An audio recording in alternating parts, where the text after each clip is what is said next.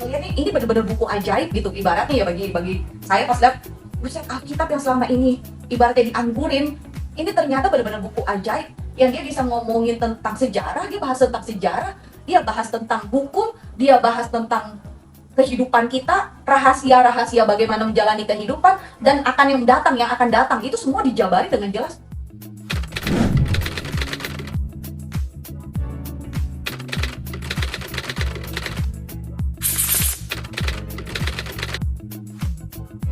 Kalau kita mau denger-dengeran sama Roh Kudus ya seharusnya Roh Kudus tuh pasti kan udah bangunin kita ya Will ya. Iya. Jadi seharusnya ya kita pun punya gitu loh mendapat kayak anak-anak Isakar ini discernment untuk membedakan waktu di mana sekarang kita hidup. Kita tuh udah bisa lihat kok keadaan tuh udah gelap banget. Kita tuh harus bangun dan what's next? Harusnya bagaimana kalau kita udah kebangun? Kalau menurut saya seharusnya kita membangunkan anak-anak Tuhan yang lain. Itu salah satu tugas kita sih. Iya. Oke, thank you, Her. Nah, dari kita semua nih, kita berempat, kita kan benar-benar bersyukur banget bahwa Tuhan wake kita ya. Itu buat kita sadar dulu gitu loh, bahwa yang seperti kita cerita bahwa, hey, aku Tuhan tuh punya agenda. Iya. Nah, kita sadar dan kita ngambil keputusan, oke, kita mau ikut agendanya Tuhan. Tapi untuk awake-nya kan, gua rasa setiap kita masing-masing punya pengalaman pribadi sendiri-sendiri ya. Apa sih turning point-nya sampai kalian tuh bisa awake atau kayak gimana, atau gue bisa awake? Nah, mungkin gue mau nanya ke Jessica nih.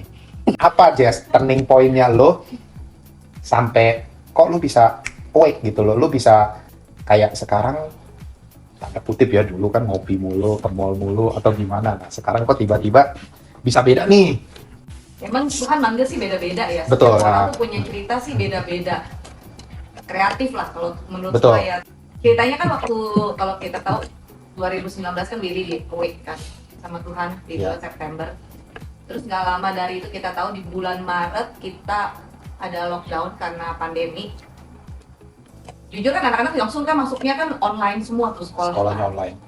Dari yang harusnya biasanya saya bangun pagi nganterin anak ke sekolah, tiba-tiba cuman melek mata, nyiapin komputer, udah anak online sendiri kan. Iya. Nah itulah enjoy-nya. Saya tuh punya moto begini, saya bisa cari titik enjoy di setiap keadaan. Oke. Gitu loh, buat diri sendiri ya. Jadi kalau misalnya dulu anak ngantar sekolah, pulang bisa ke kantor bentar, begitu mau ngejemput anak, nyuri waktu lah kan, karena kantor sendiri ya, nyuri waktu 1 jam sebelum jemput anak nge-mall. Nah itulah, nyari enjoy sendiri. Nah ini pun begitu sekarang online, anak-anak tinggal kita bukain komputer, mereka sekolah, nonton drakor, cetet tinggal duduk di sofa nonton drakor. Jadi begitu Willy awake, dia full setiap hari cari khotbah, dia kan benar-benar kayak haus dan lapar ya. Setiap hari mungkin sambil dia kerja. Oh, jadi yang awake nih Willy dulu. Oke, dulu. Willy baru. Jadi dia baru. sepanjang hari dia dengerin khotbah sambil kerja, malam masih ikutin kan semua Bible study tiba-tiba ada di Zoom semua kan. Jadi dia ikutin Bible study. Bagian saya mah enjoy nonton drakor. Pokoknya sepanjang anak sekolah nonton drakor.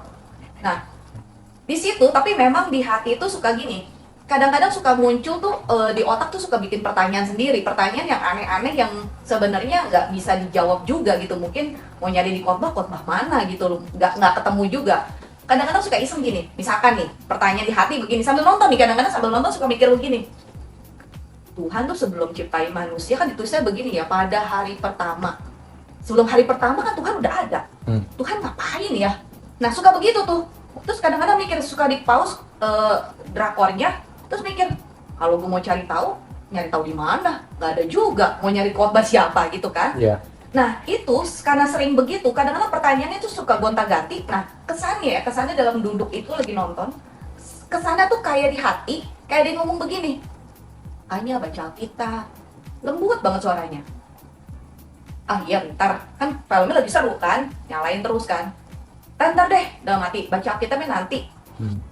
Besok begitu lagi kan, keulang nonton lagi. Di hati muncul lagi, yuk baca Alkitab yuk. Film belum selesai, nanti deh tunggu film selesai. Tapi begitu film selesai kan lanjut cari yang nextnya kan. Sampai hampir 1 tahun deh kayaknya, sampai 2020 akhir mungkin ya. Sampai mungkin 2020 akhir deh.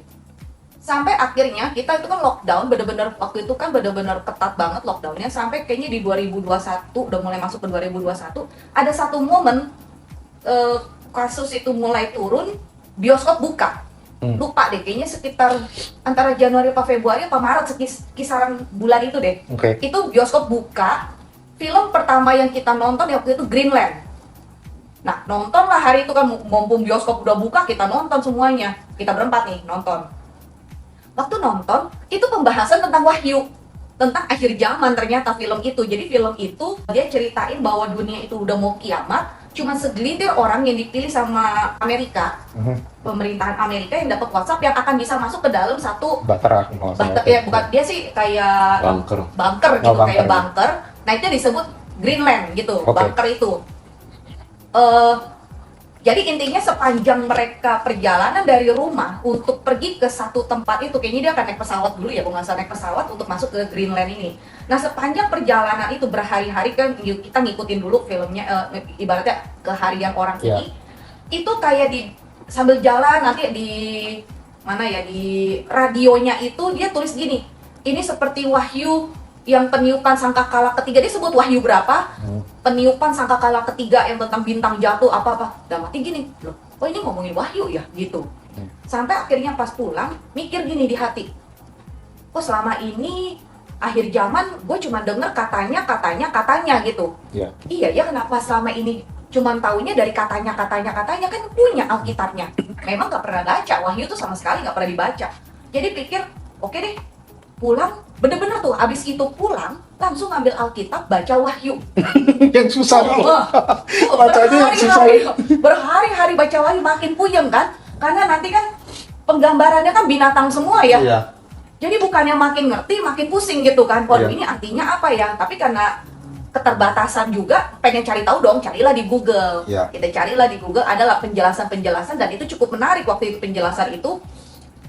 Terus ngikutin sambil bahas sama Willy, bahas sampai endingnya terakhir pembahasan di wahyu keberapa ya, 20-an, udah mulai masuk ke 20 apa berapa itu. Kok aneh, pembahasan itu mulai aneh gitu. Tapi yang awalnya itu benar-benar menarik sekali gitu, dia karena pembahasan tentang dunia, perhitungannya semua, tahun-tahunnya semua dia tulis dengan jelas. Jadi itu benar-benar menarik, karena itu juga sejarah yang terjadi di dunia gitu, wahyu ini. Sampai akhirnya ngomong sama Willy, kenapa ujung-ujungnya kayaknya aneh yang di Google ini ya gitu. Terus dia bilang, makanya nih dengerin nih satu nih yang gue lagi dengerin, dia bilang. Dia ngejelasin nggak wahyu dari 1 sampai ini, gue maunya terurut nih gitu kan. Udah nggak ngerti sok lagi kan, udah dengerin aja dulu, dia bilang. Dengerin, dia bilang. Dia kasihlah satu link, suruh denger. Semenjak hari itu, memang dia bilang gini, ini orang pendeta ini nggak ngomongin wahyu tuh 1 sampai habis, tapi seluruh khotbah dia itu tentang akhir zaman, dia bilang. Ya udah, mana link yang terbagus, saya bilang kan. Kirim nonton. Semenjak hari itu ganti. Jadi nggak liatin dari yang Google, nontonnya ini terus, link ini terus. Wih, ini mind blowing banget. Bener-bener hari itu ngeliat, bener-bener orang ini bisa menjelaskan bahwa Alkitab kita itu nggak cuma buku kuno, tapi Alkitab ini bener-bener bahkan kata per kata itu punya meaning dan arti yang bener-bener gimana ya, bener-bener hidup gitu. Bahkan itu terjadi di dunia. Jadi ibarat begitu ngelihatnya, ini bener-bener buku ajaib gitu ibaratnya ya, bagi saya pas lihat, buset, Alkitab yang selama ini ibaratnya dianggurin, ini ternyata bener-bener buku ajaib yang dia bisa ngomongin tentang sejarah, dia bahas tentang sejarah, dia bahas tentang hukum, dia bahas tentang kehidupan kita, rahasia-rahasia bagaimana menjalani kehidupan, dan yang akan datang, itu semua dijabarin dengan jelas. Wow, cukup mind blowing gitu. Bahkan ya cukup mind blowing lah waktu itu. Sampai akhirnya saya ikut tuh Bible study-nya. Jadi benar-benar semenjak hari itulah ke-awake gara-gara Greenland. Jadi sebenarnya ke-awake-nya itu gara-gara nonton Greenland. Karena ketakutan sendiri tentang akhir zaman. Jadi tiba-tiba baca wahyu, dan akhirnya sampai hari ini semenjak pengen ya, sebenarnya Tuhan itu cuma mau orang yang punya hati mau aja. Oke Tuhan, saya mau. Selebihnya ya Tuhan yang terus tambahin ya keinginan itu gitu. Jadi memang perjalanannya startnya cuma karena Greenland, sampai hari ini Tuhan terus bukain gitu. Jadi ya benar-benar ngelihat ini buku ajaib ya. Bener-bener Alkitab itu bukan cuma buku kuno. Bahkan dulu kalau Herlina cerita, oh enggak guys, ada temen lo yang bilang Alkitab itu cuma buku kuno yang ditulis sama apa? Orang-orang barbar. Iya katanya gitu. Jadi itu cerita kayak ibarat cerita dongeng lah gitu. Jadi nggak real. Tapi enggak, ini bener-bener real gitu. Ini bener-bener satu treasure gitu. Itu yang bikin awake-nya. Jadi itu kan unik lah kalau di dalam mimpi. Saya mah lewat film. Dari film Greenland ya. Iya. Setelah wake up, setelah Jess, setelah lu abis itu kan jadi kayak kesukaan tuh ya, mau mencari tahu lebih dalam lagi firman Tuhan segala macam. Kira-kira setelah Willy tuh dibukain juga tentang frekuensi apa segala macam, tahapan apa gitu loh? Apa yang terus lu ambil, Jess? Langkah apa yang lu ambil selanjutnya tuh untuk lu sadar gitu loh? Lu kan akhirnya kan lu sadar wake up, lu tuh berada di posisi mana di kehidupan lu. Setelah lu sadar, langkah apa setelah itu yang lu ambil untuk lu terus bisa, dalam tanda kutip nanti kan makanya kita akan jelasin lebih detail lagi tentang frekuensi ini. Dalam arti itu maksudnya lu tuh kan mau naik ke frekuensi, lu mau balik ke habitat lu yang sebenarnya nih, yang Willy bilang di habitat hadirat Tuhan kan. Apa langkah-langkah yang lu ambil? Kalau ditanya langkah sih bingung juga ya, tapi yang terjadi ya, yang benar-benar terjadi, puji Tuhan karena ada lockdown itu ya. Jadi jelas mau tutup kan. Kesukaan yang tadinya ngopi setiap kali kan jadi nggak ada. Tiba-tiba 2 tahun mau tutup, udah kayak benar-benar dunia tuh udah berbeda banget. Setiap hari itu bacanya Alkitab. Akhirnya nggak drakor lagi, jadi bacanya Alkitab. Bahkan sampai beli Alkitab itu yang benar-benar ada yang penerjemahan artinya, jadi benar-benar memang untuk Bible study gitu, memang beli itu. Jadi setiap hari bacanya itu. Waktu itu Willy belum dapat lah tentang frekuensi ini, belum. Tapi memang yang tadi saat kita berbalik fokus kan, tadi kan Hendy ada bilang kan, sebenarnya Tuhan maunya kan kita berbalik fokus sama Dia kan. Memang benar pernah tahu kan yang gambar ikan, kalau ikan yang muter-muter itu loh, yang di salah satu film yang kita tahu. Kan dilihat seluruh ikan di awal itu pertama ngikutin satu arus, misalnya putarannya ke putaran jam semua, tapi begitu ada yang awake kan dia langsung berbalik arah kan, berbeda, dia langsung arahnya berbeda, bukannya dia beriringan begini loh, tapi dia benar-benar berbalik, benar-benar 180 derajat. Jadi kalau misalnya diibaratkan garis ya, kalau di pandangan saya ya, kalau diibaratkan garis, dunia misalkan ke kanan, Tuhan itu ke kiri. Jadi jelas kalau saat kita fokus kita dari ke kanan, kita berbalik ke kiri, kita udah nggak ngeliat kanan dong, nggak mungkin dong kita ngeliat belakang.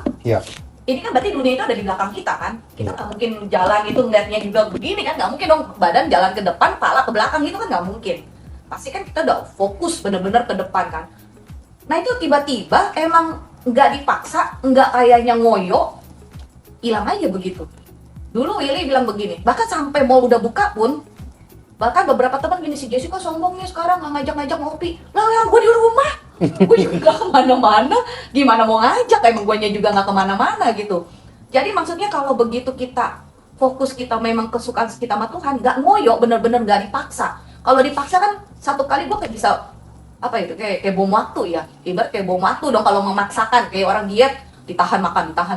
Satu kali, udahlah gue makan aja lah gitu. Tapi kalau memang itu jadi kesukaan dan itu kita gak dipaksa sama sekali loh. Jadi kalau ditanya, bagi gua tahap-tahapnya gimana, jadikan Tuhan benar-benar fokus kita dulu aja. Jadi kesukaan. Akhirnya jadi kesukaan ya. Jadi kesukaan, dan itu gak bakal susah, benar-benar gak jadi sesuatu hal yang mesti dipaksa-paksa. Kayaknya jadinya gak ke mall tuh jadi kayak puasa, kayak oke gue hitungin 1 hari gak ke mall, 2 hari ke mall, enggak. Benar-benar biasa aja gitu.